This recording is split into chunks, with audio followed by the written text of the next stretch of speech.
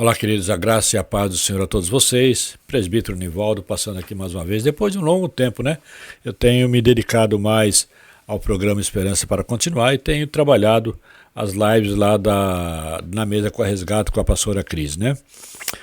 Mas hoje eu me senti o desejo de fazer esse vídeo para vocês, baseado em algumas coisas que eu andei assistindo e algumas coisas que eu andei escutando e conversando.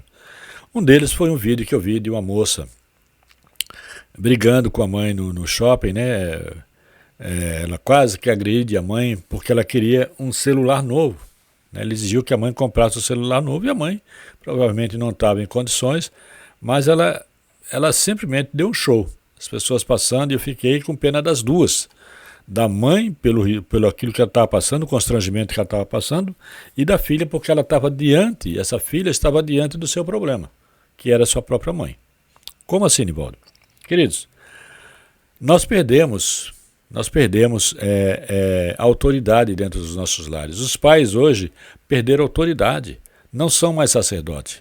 As mães perderam também, né? Nós estamos sendo doutrinados e disciplinados pelos nossos filhos. Nós, que eu digo, nessa sociedade que está aí. Como assim, Nivaldo? Primeiro que hoje, se você for ademoestar o teu filho, você corre o risco até de ser punido, né? Eu sou de uma época em que quem não conheceu a tal vara de marmelo, né? Minha mãe era craque na vara de marmelo. E a minha mãe, ela nunca me bateu com ódio. Não, muito pelo contrário. É lógico que na época eu não entendia assim. Hoje eu sei que o que ela fez foi por amor. Foi porque ela tinha uma preocupação com o meu futuro, com o dia que ela não estivesse mais aqui, porque eu soubesse andar sozinho, caminhar sozinho, respeitar e ser respeitado. Foi essa a motivação da minha mãe. E é de qualquer mãe, da maioria, de uma mãe e de um pai. Um pai não bate por sadismo, ele bate no filho quando ele vê que ele fez algo errado e a gente não quer ver os nossos filhos cometendo erros. Porém, hoje, nós estamos perdendo essa autoridade. Por quê? A culpa é nossa mesmo. Deixa eu te perguntar, quanto tempo faz que você não senta com o teu filho para dar um abraço nele? Quanto tempo faz que você não pergunta para o teu filho como é que ele está? Como é que está o estudo? Como é que está na faculdade? Como é que está o trabalho? Quanto tempo faz que você não faz isso? Você já se parou para pensar que muitas vezes o teu filho está ansiando por um abraço seu, né? Muitas vezes a sua filha também está ali querendo, né, um abraço, só isso que eles querem, um abraço. E nem isso eles recebem de você. Por quê? Você vai dizer assim, mas eu dou a mesada. Ok, querido. Você acha que mesada substitui o amor? Que mesada substitui um carinho? Que mesada substitui um abraço? Nunca, querido. Pode ficar certo disso. É um grande erro que você faz. Mesada não substitui o calor humano. Não substitui. Um celular novo não vai substituir isso. Um cartão de crédito não vai substituir isso. Você vai perder o seu filho. Lamentavelmente você vai perder. Mas não é esse o grande problema. O problema pior ainda é que antigamente eu lembro que os pais preparavam os filhos para ser um homem. Preparavam os filhos para o casamento, né? Tinham a responsabilidade de entregar para a sociedade um homem que soubesse formar uma família, soubesse conduzir uma família com caráter. As mães preparavam as filhas para ser excelentes esposas. Desde cedo elas eram preparadas para isso. Então, a possibilidade de um casamento dar errado era muito difícil naquela época. Por quê? Porque nós fomos preparados para esse momento. Hoje não. Hoje, o filho não aceita mais a demonstração do pai, a filha não aceita a demonstração da mãe, e a gente vai corroborando com isso, porque a gente vai dando para eles, a gente, em vez de conquistar os nossos filhos, nós queremos comprar o nosso filho, né? Por exemplo, há uma geração de hoje, essa geração de hoje é a geração que foi criada pela Xuxa, pela Angélica, né, por alguns programas de televisão, e que foram doutrinando os nossos filhos. Aos poucos foram doutrinando os nossos filhos, e hoje você sabe disso com muito mais clareza, né? Quem doutrinava e disciplinava os nossos filhos?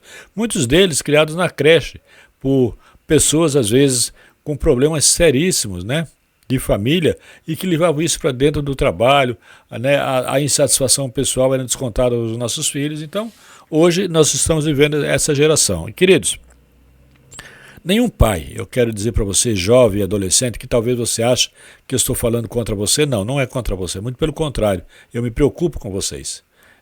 Se você quer saber, a Raio do Resgate, ela teve como princípio os jovens.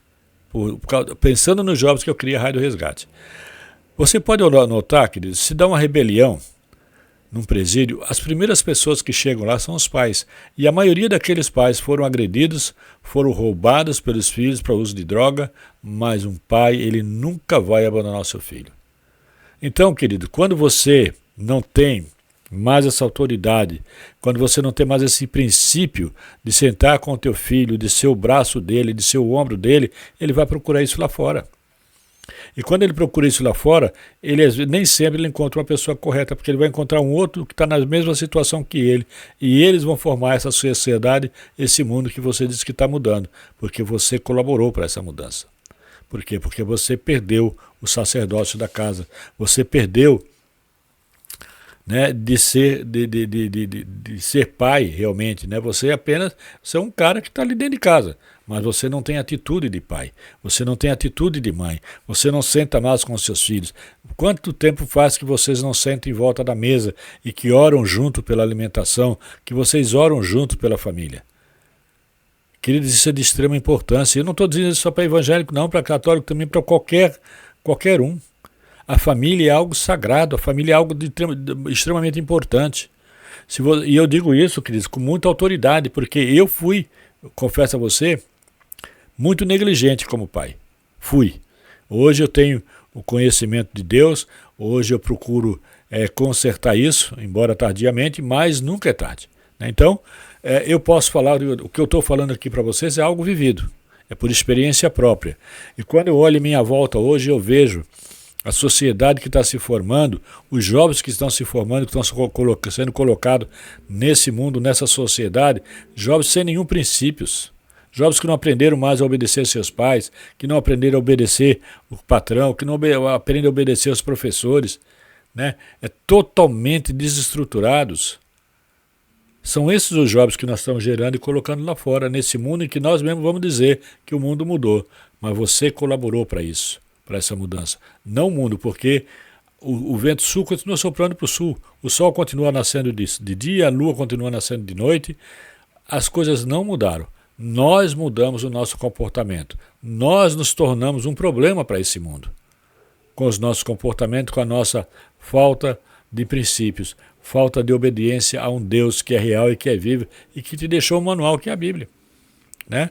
Eu já contei para vocês que quando eu comprei o celular novo, não comprei, eu ganhei da irmã Ana, esse celular chegando, eu peguei uma faca para abrir, para trocar o chip. Eu quase detonei o celular. Como eu não consegui abrir, aí eu decidi então ler o manual. E o manual mostrava que tinha um araminho, que inclusive eu joguei fora, que era só eu colocar naquele orifício que tem do lado ali, pronto, trocava o chip.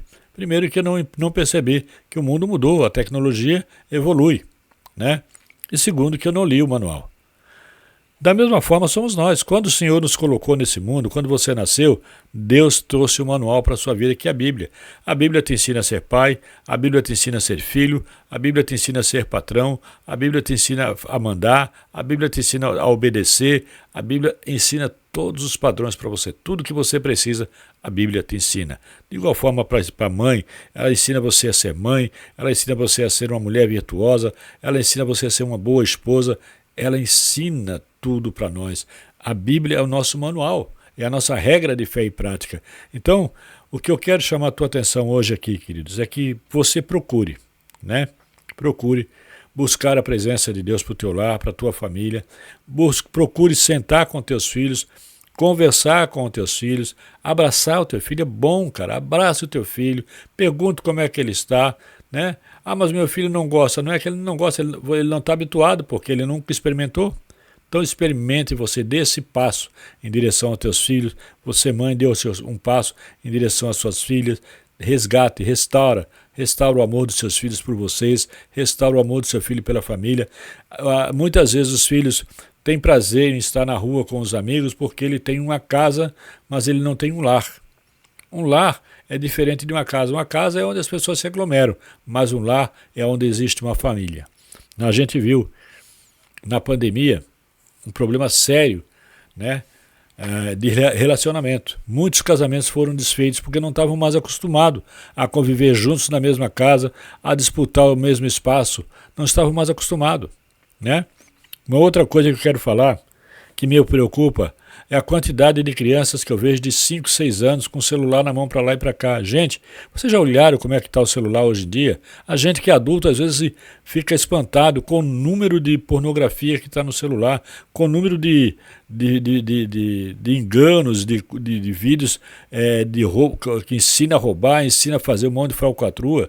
Agora, como é que uma criança nasce, cresce saudável diante dessas circunstâncias? Aí, mas se eu não der, ela chora. Não, querido. Você dá porque isso é cômodo, porque enquanto ela está com o celular, ela não está cobrando absolutamente nada de você. Só que isso tem um preço caro, e o preço quem vai pagar são eles.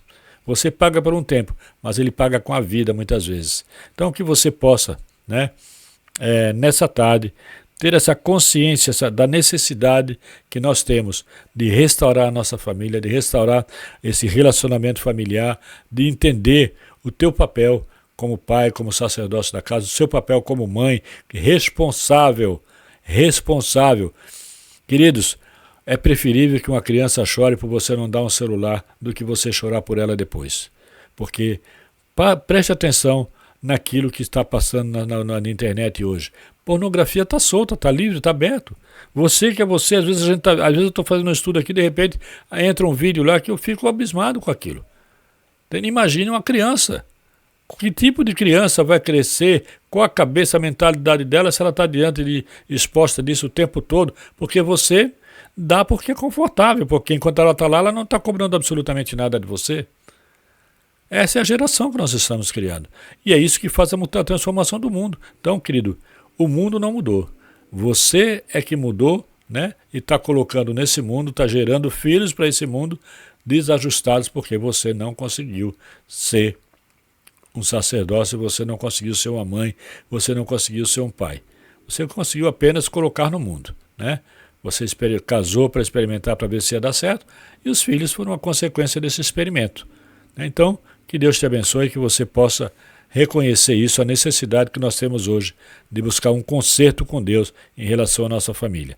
Não me leve a mal, mas se você quiser fazer críticas, eu estou aberto, não tem problema nenhum, a gente vai estar aqui para receber isso. Eu deixei aqui embaixo também o número de um Pix, caso você queira ajudar o projeto da Resgate, que o programa Esperança para Continuar, a gente está aberto, né, e a sua ajuda também. A gente está vivendo tempos difíceis, mas nós cremos que Deus vai levantar colaboradores para sustentar esse projeto. Que Deus te abençoe. Não deixe também de orar por nós, isso é muito importante. Até mais do que o Pix, é a oração para nós, para que o projeto continue. Também está nos ajudando, compartilhando, deixando seu comentário, deixando um like para a gente, se inscrevendo no canal, né? Isso é muito importante. Que Deus te abençoe e até uma próxima.